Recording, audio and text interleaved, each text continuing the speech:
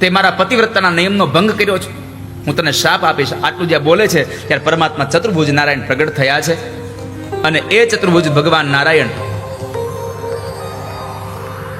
તુલસીને કહે છે કે હું સ્વયં નારાયણ છું. હું જે શંખચૂડના રૂપમાં આવ્યો હતો એને શાપથી મુક્ત કરવા માટે તમારી પાસે આવવું જરૂર હતું. જ્યાં સુધી તમારું સતીત્વ ભંગ ન થાય ત્યાં સુધી તમે એ મરે નહીં અને તો તમારો દેહ છૂટે નહીં તો તમે પણ મુક્ત ન થાવ, એટલા માટે હું આવ્યો છું. પણ તમે હવે આ શરીરને તમે ત્યાગ કરી દો અને આ તમારા શરીરના આ ગંડકી નદીમાં ત્યાગ કરો. એ ગંડકી નદીમાં તમારું શરીર ત્યાગ કરશો તો તમારા શરીરના માથાના જે વાળ છે એમાંથી ત્યાં વૃક્ષો થશે. એ વૃક્ષમાં એ તુલસી થશે અને જે તુલસી છે એ આ સંસારમાં સદૈવને માટે પૂજનીય બનશે. એ મારું તમને વરદાન છે. અને હું તમને મળીશ એટલા માટે થઈને હું ગંડકી નદીમાં પથ્થર તરીકે આવું છું. અને એ પથ્થર તરીકે આવ્યા પછી ત્યાં એ ગંડકી નદીમાં જે તીક્ષ્ણ દાંતવાળા જે જીવડાઓ છે એ જીવડાઓ એ પથ્થરને કોતરશે અને એ પથ્થરમાંથી નાનો પથ્થરને એ જે પથ્થર બનશે એ સ્વયં હું શાલિગ્રામ બનીને આવીશ અને તમારી સાથે રહીશ. સતી વૃંદા અને ભગવાન શાલિગ્રામ, તુલસીના લગ્ન શાલિગ્રામ સાથે થાય છે. તુલસી વિવાહમાં તમે જોજો કોઈ પણ રામજી મંદિરના ઠાકોરજીની પૂજા થાય એમાં શાલિગ્રામ ભગવાન જાય છે તો પરમાત્મા નારાયણ શાલિગ્રામ બનીને રહે અને માં તુલસી બની રહે છે. પુરાણોમાં માં તુલસીનું બહુ મહાત્મ્ય આપ્યું છે. એમાં બતાવ્યું છે કે શાલિગ્રામ ભગવાનને જ્યારે તમે કોઈ પણ જગ્યાએ પધરાવો ત્યારે નીચે તુલસી પત્ર રાખવું અને એ શાલિગ્રામને એના પર પધરાવી અને એની ઉપર પાછું તુલસી પત્ર રાખવું. તુલસી પત્ર વગરના શાલિગ્રામ ભગવાન નીચે રાખવા નહીં કોઈ દિવસ. આ તુલસીનો કેટલો મહિમા છે ખબર તમને? જેના આંગણીએ તુલસીનો ક્યારો ત્યાં વસે મારો નંદનો દુલારો. જેના તુલસીનો ક્યારો ત્યાં વસે મારો નંદનો દુલારો. હો જેને આંગણીએ તુલસીનો ક્યારો ત્યાં વસે મારો નંદનો દુલારો. જેને તુલસીનો ક્યારો ત્યાં વસે મારો નંદનો દુલારો. એ ત્યાં વસે મારો નંદનો દુલારો. ત્યાં વસે મારો નંદનો દુલારો. એ ત્યાં વસે મારો નંદનો દુલારો. ત્યાં વસે મારો નંદનો દુલારો. જે માણસ પોતાના સ્નાનના પાણીમાં તુલસી પત્ર પધરાવી અને સ્નાન કરે છે એ માણસને બધા જ તીર્થોના જળનું સ્નાનનું પુણ્ય પ્રાપ્ત થાય છે. બધા જ તીર્થોનું પુણ્ય પ્રાપ્ત થાય છે. જે ફળ 10,000 ગાયોના દાનથી મળે એ ફળ કારતક મહિનામાં તુલસી પત્ર ભગવાનને અર્પણ કરવાથી તમને મળી જાય. જે માણસ નિત્ય તુલસીયુક્ત જળપાન કરે એને 1,00,000 અશ્વમેધ યજ્ઞનું ફળ મળે છે. જે માણસ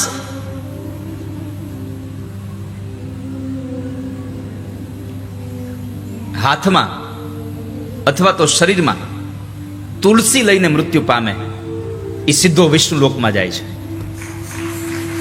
જે માણસ ગળામાં તુલસીની માળા પહેરે અને એ તુલસીની માળા ગળામાં પહેર્યા પછી એક ડગલું ચાલે તો એક એક પગલે પગલે એને એક એક અશ્વમેધ યજ્ઞનું ફળ મળે છે. તુલસી કાષ્ઠ નિર્માણ માલામ ગૃહણાતિ યો નરઃ પદે પદેષ્વમેધસ્ય લભતે નિશ્ચિતમ ફલમ. તુલસીની માળા પહેરીને ચાલો તો અશ્વમેધના યજ્ઞનું ફળ મળે ડગલે ડગલે.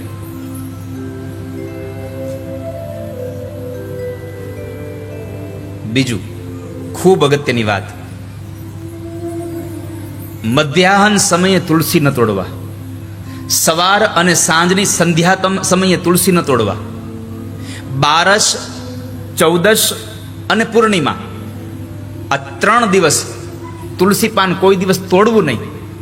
જે માણસ સંધ્યાના સમયે રાત્રે સૂતેલા કપડાં પહેર્યા પછી સવારમાં કપડાં બદલ્યા વગર જે માણસ તુલસી પત્ર તોડે એ માણસ અપવિત્ર બનીને તુલસીને સ્પર્શ કરે, તુલસી પત્ર તોડે. બારસ, ચૌદશ અને પૂર્ણિમાના દિવસે, વ્યતિપાતના દિવસે, આવા દિવસોમાં જે માણસ તુલસી પત્ર તોડે એ તુલસી નથી તોડતો, ભગવાન વિષ્ણુનું મસ્તક કાપે છે. પરમાત્મા વિષ્ણુના મસ્તક કાપ્યા બરાબરનું પાપ ભોગવે છે. દ્વાદશીના દિવસે માણસે તુલસી ન તોડવું જોઈએ. હવે આપણે દ્વાદશીના દિવસે દાન પુણ્ય કરવા જવાનું હોય, 11નું આપણે રહ્યા હોઈએ એટલે દ્વાદશીના દિવસે આપણે સીધું આપવા જવું હોય તો એના માટે પણ શાસ્ત્રમાં એટલે કે દૈવ ભાગવતમાં જે નિરાકરણ આપ્યું છે કે 3 દિવસનું વાસી તુલસી પત્ર એટલું જ પવિત્ર છે જેટલું તાજું તુલસી પત્ર પવિત્ર હોય. બીજું, તુલસી પત્રની મહિમા કેટલી. જે તુલસી પત્ર ધરતી પર પડી ગયું છે, જે તુલસી પત્ર પાણીમાં પડી ગયું છે અને જે તુલસી પત્ર તમે ભગવાનને ચડાવ્યું છે, આ બધું જ તુલસી પત્ર પાછું લઈ અને શુદ્ધ જળથી એને ધોઈ અને ફરી પાછા તમે પૂજામાં ભગવાનને અર્પણ કરી શકો છો.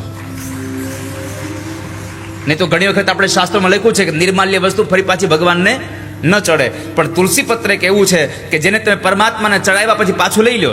તમારી પાસે સમજો કે વધીને 100 જેટલા તુલસી પત્ર છે અને તમારે 1000 નામથી તુલસી પત્ર ભગવાનને ચડાવવા છે તો 100 તુલસી પત્ર ચડાવ્યા પછી એ તુલસી પત્ર પાછા લઈ અને એને ચોખ્ખા જળથી સ્નાન કરાવી દો, એને સાફ કરી નાખો અને ફરી પાછા એને ચડાવો, ફરી પાછા લઈ લો. જો આવો નવો 10 વખત ક્રમ કરો તો 16 તુલસી પત્રમાં તમારે 1000 તુલસી પત્રની પૂજા પૂરી થઈ જાય. નકર 1000 તુલસી પત્ર તુલસીના એ વૃક્ષમાંથી તોડી લ્યો તો તુલસી રહી જ નહીં પછી. બીજું, રોજ સવારમાં તુલસીને વંદન કરવા અને જ્યારે તુલસી પત્ર તોડવા જાઓ ત્યારે તુલસીને વંદન કર્યા વગર કોઈ દિવસ તુલસી પત્રને સ્પર્શ ન કરવો.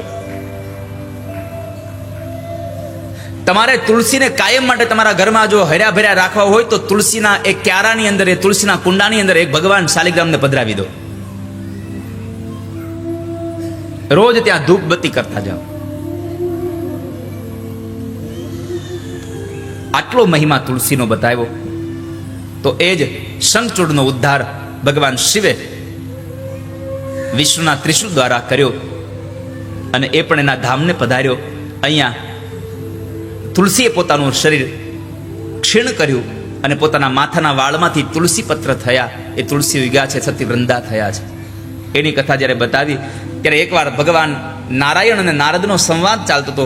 એ નારાયણ અને નારદના સંવાદમાં નારદજીએ પ્રશ્ન કર્યો, તુલસ્યુપાખ્યાનમિદં શ્રુતં ચાતિ સુધોપમં તતઃ સાવિત્ર્યુપાખ્યાનં તન્મે વ્યાખ્યાતુમર્હસી પુરા કેન સમુદ્ભૂતા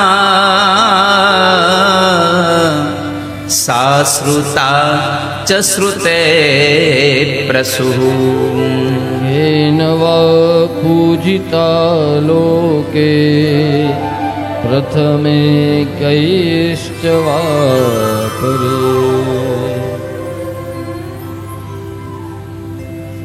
ભગવાન, મેં સાંભળ્યું છે તમે તુલસીનો મને મહિમા બહુ ગાયો, પણ મેં એવું ક્યારેક સાંભળ્યું છે ઋષિઓના મોઢેથી કે વેદોની જનની સાવિત્રી છે. તો મને એ બતાવો કે આ સાવિત્રીની પ્રથમ કોનાથી ઉત્પન્ન થયા, સર્વપ્રથમ પૂજા કોણે કરી અને ત્યાર પછીની પૂજા કોણે કરી, મને સંભળાવો. નારાયણ બોલ્યા છે, સૌથી પહેલી પૂજા બ્રહ્માએ કરી છે. બ્રહ્મા દ્વારા એની પૂજા થઈ, પછી વેદોએ, એ વિદ્વાનોએ અને પછી ભારત વર્ષમાં રાજાઓ, અશ્વપતિઓએ પૂજન કર્યું ત્યાર પછી ચારેય વર્ણના લોકોને પૂજતા થયા છે. આ અશ્વપતિ કોણ હતા? એણે પૂજા શું કામ કરી? તો કહે છે કે મદ્ર દેશમાં અશ્વપતિ નામના એક રાજા હતા. શત્રુઓનો નાશ કરવાવાળા અને મિત્રોના દુઃખને દૂર કરવાવાળા હતા. વૈરીણામ બલહર્તા ચ મિત્રાણામ દુઃખ નાશન. એની પત્ની હતા માલતી દેવી. રાણી ધર્મનિષ્ઠ હતા. સંસારમાં જે માણસ ધર્મનિષ્ઠ રહે એનું જીવન ધન્ય બને. કારણ યતો ધર્મ તતો જયા. જ્યાં ધર્મ હોય ત્યાં જ એનો વિજય થતો હોય છે. ધર્મના માર્ગ પર ચાલવાનું રાખો. જીવનના સંગ્રામમાં તમે નિશ્ચય તમે વિજયતાને પ્રાપ્ત કરશો. જે માણસ ધર્મ પર ચાલે એના વિજય સંગ્રામમાં માણસ વિજયત્વને પ્રાપ્ત કરતો હોય છે. પણ એમાં માલતી દેવીને કોઈ સંતાન નહોતું. વશિષ્ઠ મહારાજના ઉપદેશથી એણે સાવિત્રી દેવીની પૂજા કરી, ભક્તિ કરી, આરાધના કરી, પણ કોઈ સંકેત ન મળ્યો. દર્શન થયા માતાજી અને એ સમયે દુઃખી થઈ અને પોતે ઘરે આવે છે. પોતાની પત્નીને દુઃખી જોઈ અશ્વપતિએ પુષ્કર ક્ષેત્રમાં મા સાવિત્રીની આરાધના માટે ગયા છે. વર્ષો સુધીના તપ પછી એક આકાશવાણી થઈ કે ગાયત્ર્યા દશલક્ષમ ચ જપમ ત્વમ કુરુ નારદ. તમે ગાયત્રીના 10 લાખ મંત્રોનો જપ કરો. પરાશર ઋષિને વાત કરી. ગાયત્રી મંત્રોનો મહિમા પરાશર ઋષિએ બતાવ્યો છે કે એક ગાયત્રી મંત્રનો જપ કરે દિવસમાં ખાલી એક જ ગાયત્રી મંત્ર બોલે તો આખા દિવસમાં તમે જેટલા પાપ કર્યા એ બધા બાળીને ભસ્મ કરવાની તાકાત ગાયત્રી મંત્રમાં સમાયેલી છે. બીજું, 10 વખતના જપ પછી રાત્રિ અને દિવસના બધા પાપો બળી જાય છે. 100 જપ કરવાથી મહિનાના બધા પાપો બળી જાય છે. 1000 જપ કરવાથી વર્ષના પાપ બળી જાય છે. હવે આપણને થાય કે આપણે ક્યાંક બેઠા હોય ને આપણે માળા કરવી હોય તો એક માળા કરો તો માળા ભેગી ન હોય તો કેમ ગણતરી કરવી? 108 જપ કરવા હોય. હવે અત્યારે તમે લોકો જેટલા બેઠા છો કેટલા લોકો હાથમાં માળાઓ છે? કથામાં જાઓ ને ત્યારે માળા લેતી જવી. જ્યારે પણ જાઓ અને માળા ન લઈ જાઓ તો બેરખો લઈ જાઓ.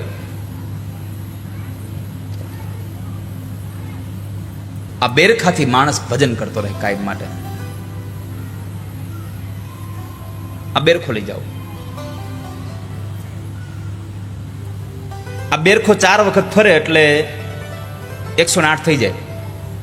એક બેરખામાં 27 પારા હોય. કેટલા? 27 નક્ષત્રો. એક નક્ષત્રના 4 ચરણ એટલે એક નક્ષત્રને તમે 4 વખત 4 ચરણમાં ફેરવો એટલે 27 ચોકું 108. પણ કદાચ તમારી પાસે બેરખોય નથી ને તમને એમ થાય કે મારે જપ કરવા છે તો પછી આમ નહીં ગણવાના 108 હો. એમ નહીં ગણવાના. તર્જની આંગળીનો વચ્ચેનો વેઢો અહીંયાથી કરમાળા ચાલુ થાય. તચલી આંગળીની બાજુની આંગળી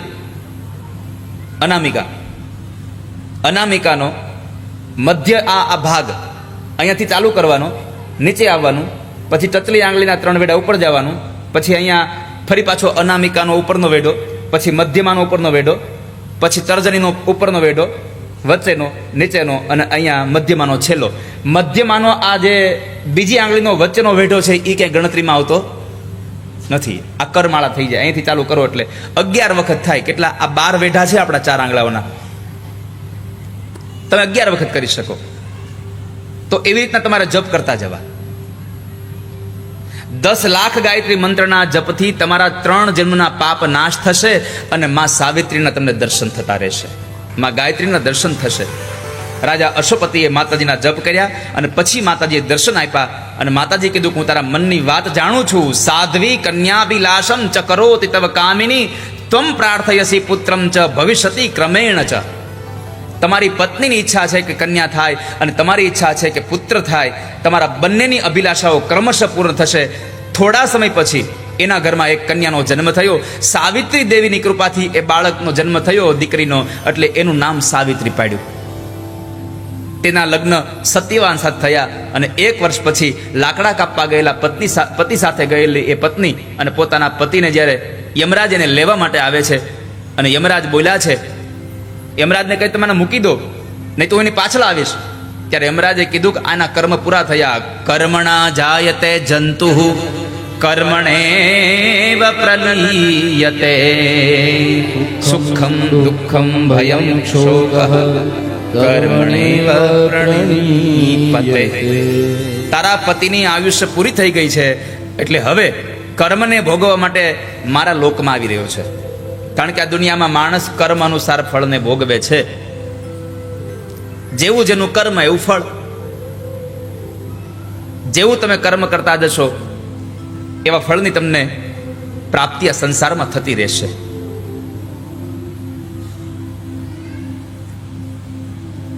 કારણ કે કર્મ તો ભગવાન કરે છે. પરમાત્મા જેવા પરમાત્મા પણ કર્મથી વંચિત નથી રહ્યા. તો આપણે શું રહેવાના હતા? પરમાત્મા કેટલું કર્મ કરે. આખો દિવસ મહાભારતના યુદ્ધમાં યુદ્ધ કરીને થાકે, અર્જુન આવીને સૂઈ જાય અને અર્જુન સૂઈ જાય પછી પરમાત્મા એ ઘોડાઓને જે તીર વામઠાઓ વાગ્યા હોય એ કાઢે, એને શીતળ જળથી સ્નાન કરાવે, એને મલમ લગાડે, એને સાંત્વના આપે અને પછી પોતાના પિતાંબરની અંદર પેલી જોડી બનાવીને એમાં બધા ઘોડાઓને ચણા ખવડાવે. આ કર્મ ભગવાન પણ કરે છે. આ સંસારમાં માણસને કર્મ નિયત કરતું જ રહેવું પડે છે. નિયત કર્મ રોજ માણસ કરે છે. અને એટલા માટે પરમાત્મા કૃષ્ણ ગીતાજીમાં લખ્યું છે, નિયતમ કુરુ કર્મત્વમ કર્મ જ્યાયો હિ અકર્મણઃ શરીર યાત્રાણી ચ તેન પ્રસિદ્ધયેત અકર્મણઃ.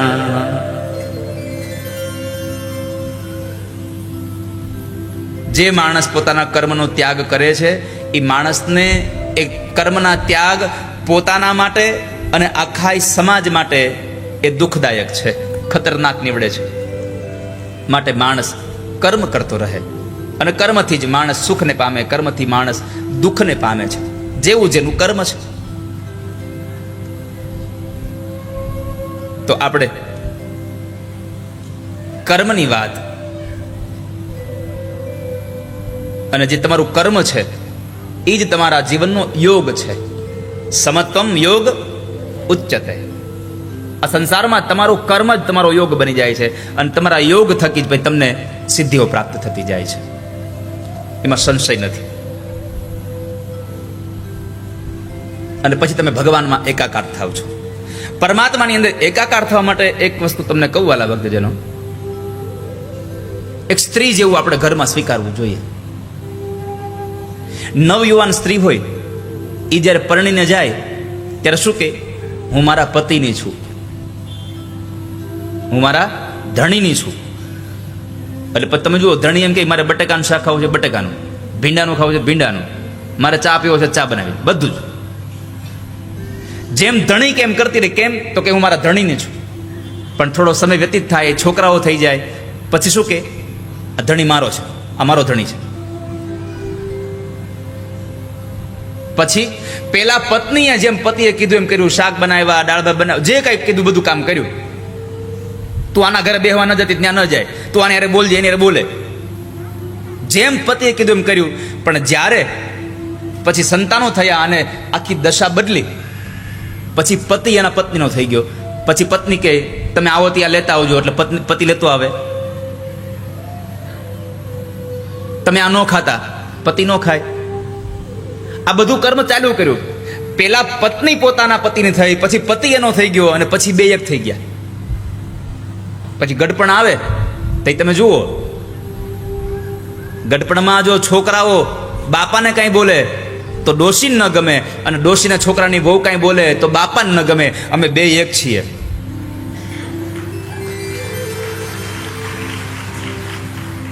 પણ આ સાથે મારે તમને એવું કહેવું છે,